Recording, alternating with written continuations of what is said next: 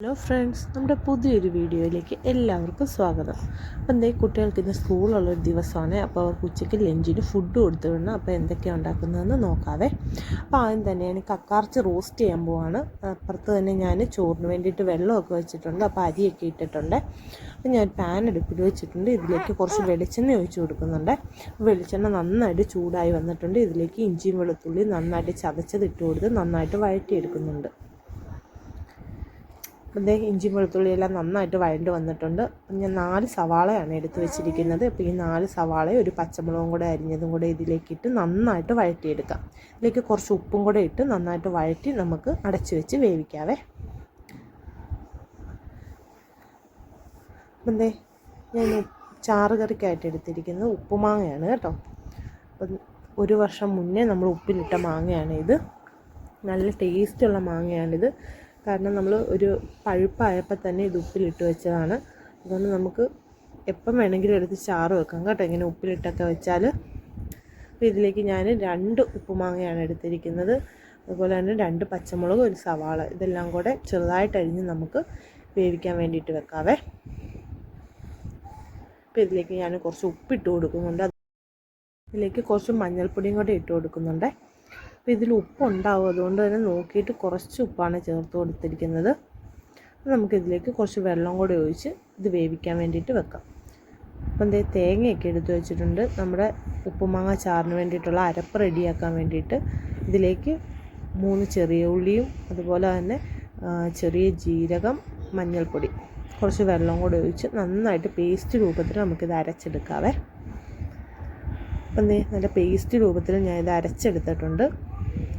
അപ്പം അതിനിടയ്ക്ക് നമ്മൾ സവാളയൊക്കെ നോക്കുന്നുണ്ട്. സവാള നന്നായിട്ട് വഴണ്ട് വന്നിട്ടുണ്ട്. അപ്പോൾ ഇതിലേക്ക് ഞാനൊരു തക്കാളിയും കൂടെ അരിഞ്ഞിട്ടുന്നുണ്ട്.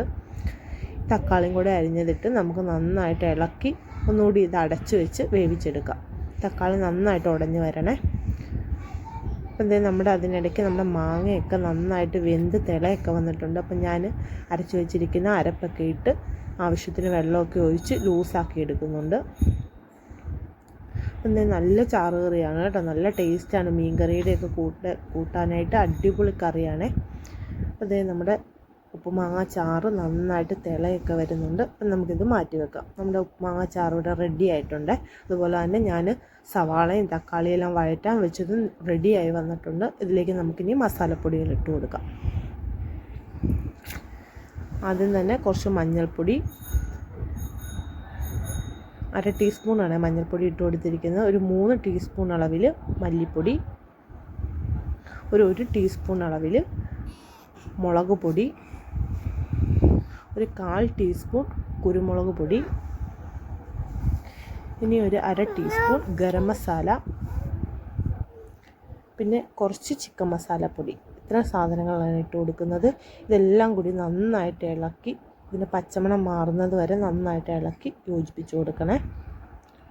അപ്പം നമ്മുടെ മസാലയുടെ പച്ചമണം എല്ലാം മാറി നല്ല റെഡി ആയിട്ട് വന്നിട്ടുണ്ട്.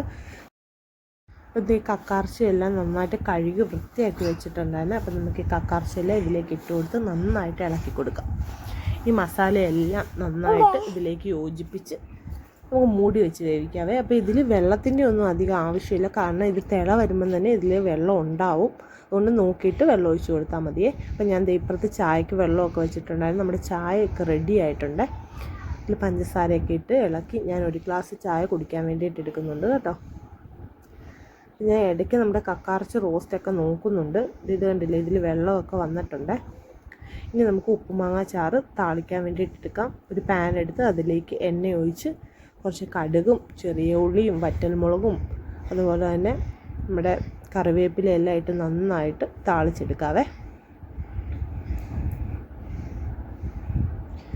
ഇതെല്ലാം താളിച്ച് നമുക്ക് നമ്മുടെ ഉപ്പുമാങ്ങ ചാറിലേക്ക് ഒഴിച്ചു കൊടുക്കാവേ.